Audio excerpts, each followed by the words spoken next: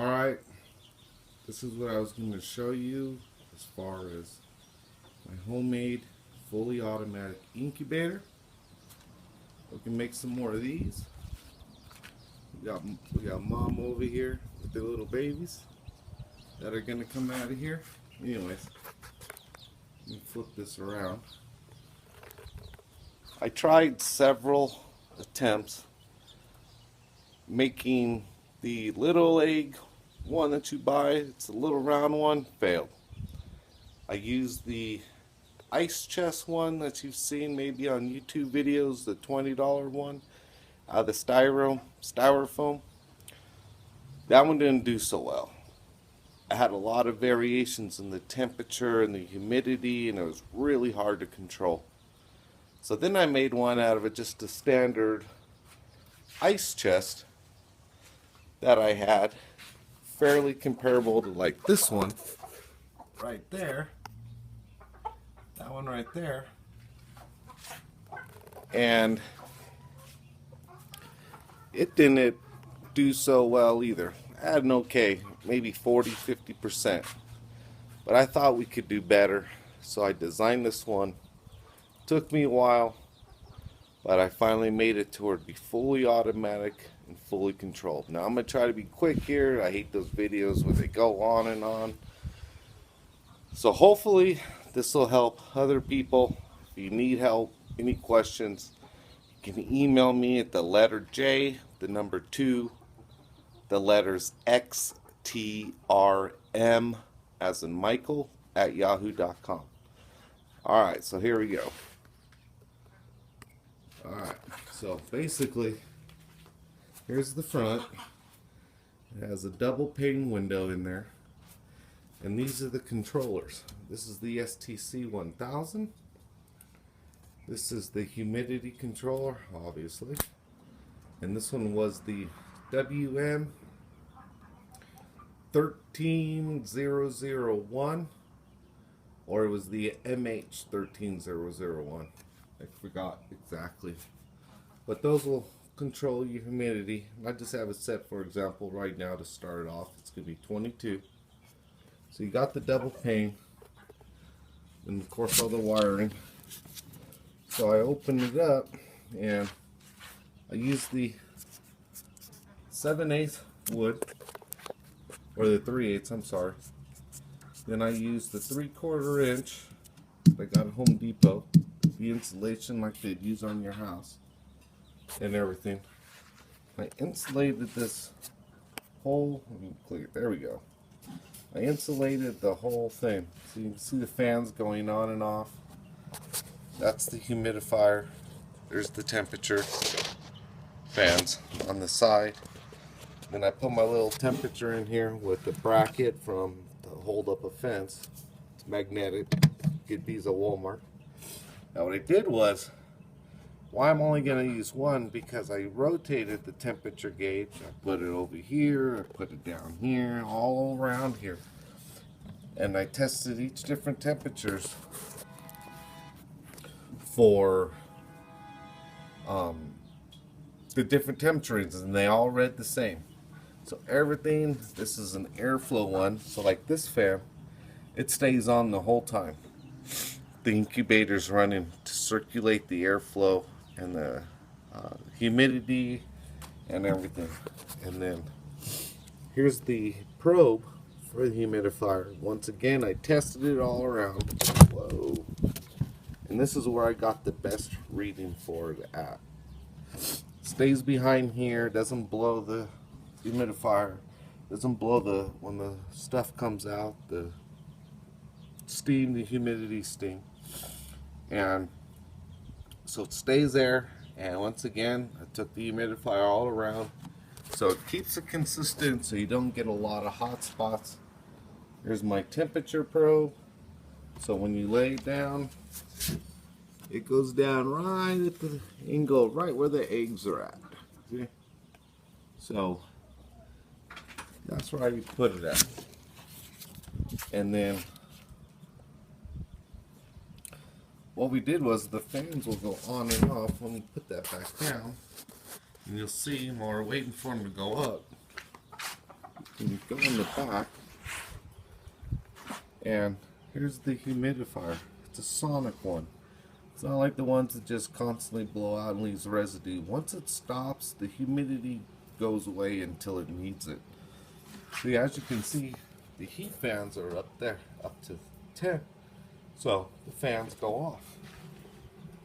Alright, so we don't need it. And then here's the lights that keep it, and they'll go off once the temps go on. Actually, there they go. They're on. I must have squeezed something. Squeezed something off when I went up. And so once it reaches temperature, all the different fans will go off. So on. When it needs humidity, the humidity fan goes off.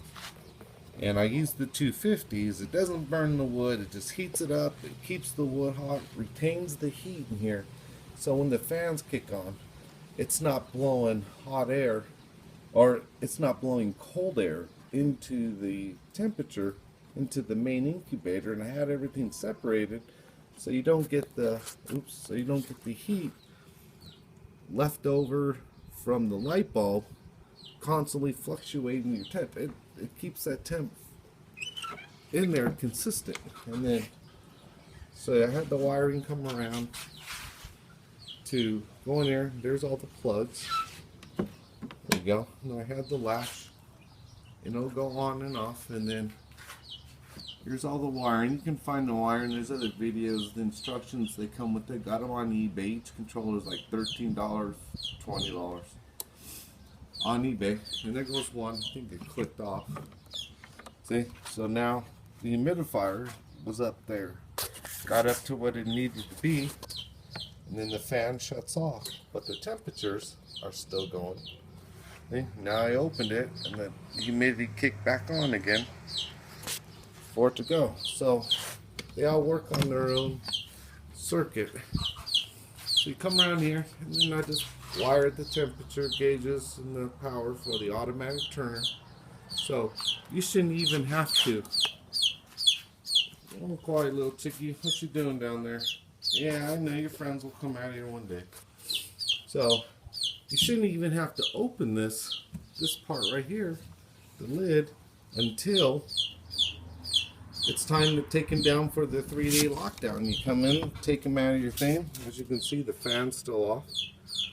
But as the temperature, the humidity went down, there you go. See, it kicks on. So once the temperature gets up to heat, and you'll see, we'll wait for it to kick on. I'll explain. Now in the front, I did put in 2 holes, exit holes. And I'll show you the theory on that, where it comes out, where the fans push the air through. So the theory is the air comes from the back, comes into the incubator. The side fan over here, I showed you, always runs, circulates the air in a circle and keeps everything in. I did make a few mistakes doing this first time. You know, made some miscuts, but I had to go back and correct it. And that's what these holes are, right here. I put the bigger holes in on each side where the heat lights are. So it sucks in the heat from the bottom, blows it up past the light bulb, through the fan, into the incubator, circulates again, and then comes back out the vent holes. Now, this will hold a very good temp. Once again, this is all my wiring. I already zip tied it up, and like I said, there's other videos to explain that. I found a lot of these 12 volts. You need those for the fans, because I tore apart this old 5 cubic foot refrigerator, and I took the fans out of it. Put your cost down. I think fans on eBay, they're like 25 bucks or something like that a piece, and I got 4 of them. These, I always keep my old plugs around. You never know you're gonna need them, so I just had a whole bunch of these coming around. This was off of, I don't know, something, some pump controller. This was off of a light and stuff. I have extra plugs I use. Old extension cords, got it osh. So got it off. So they're like, I don't know, $2, so I can rip them apart and tear them. You never know when you're gonna need extra plugs, so you can use them for that. I know the temp just went off, so you can see everything's off. Oops, you do it like this. There you go. See that fan off? The temp fans, everything up to temp inside. It needed more humidity. Humidity kicks on, and then as you can see, the light fans are off. And no, that's why you don't have to worry about it charging. And this is still warm, so it's gonna keep heat in here. So when it needs it, it's waiting for the light bulb to heat up, it'll just start sucking in heat. And that was the issue that I kind of had to work out when I had 100-watt light bulbs.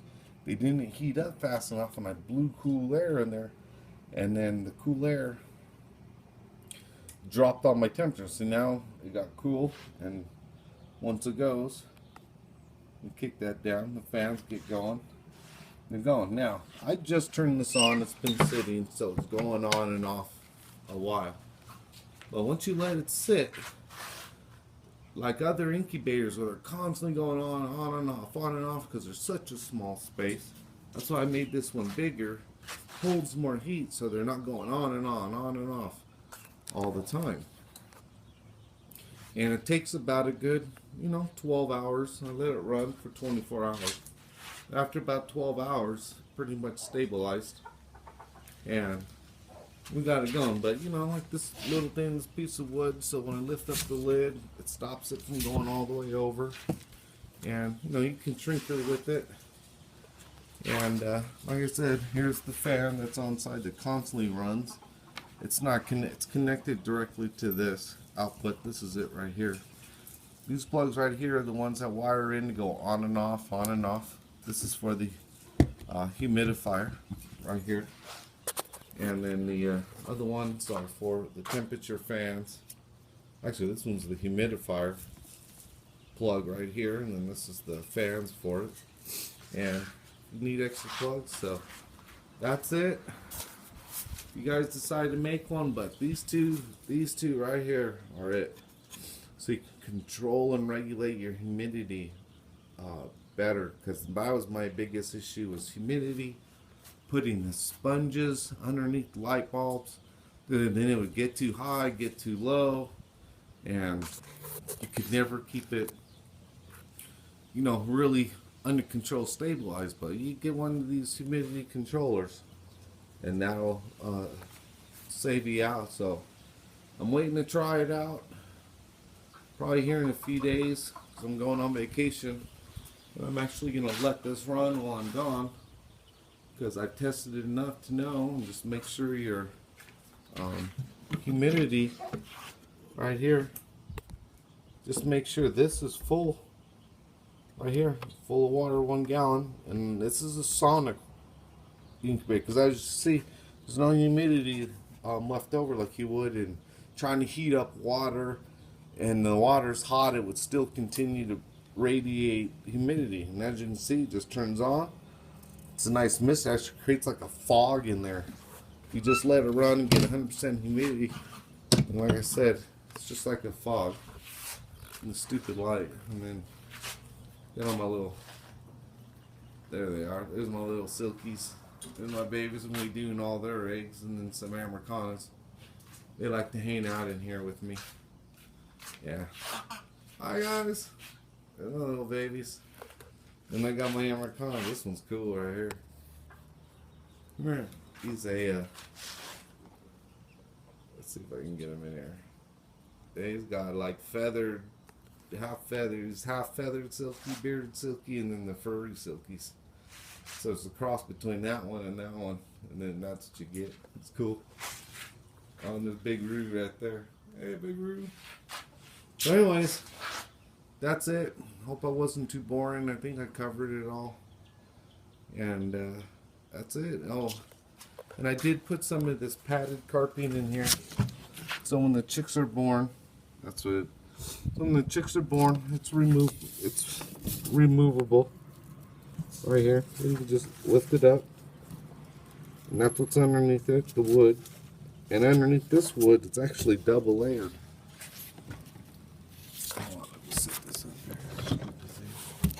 There we go. That's set up. It's hard to do this when you're just on one iPad. And it's me. So the bottom box right here, the bottom part, actually goes the wood, the foam insulation, and then another piece of wood that I have for the flooring, and then I put this carpet there so they can, so the chickies don't slip. They have something to grip onto. It's easy to clean, pull out. It's got rolls of it, and then of course you got the automatic turner. Now this one I built so I can actually, let me put this high, kind of like this. This is actually one 42 acre, and then I made it so I can add another one if this incubator will work good. So if this goes really well, then what I'm going to do is I'm going to add another one. I can do 84 eggs at a time. Alright, so then there goes the thing. So alright guys, well thank you.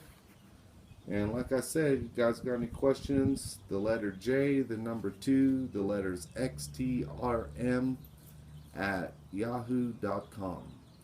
That's J2XTRM at yahoo.com. Alright, thank you. Have a good day. Bye.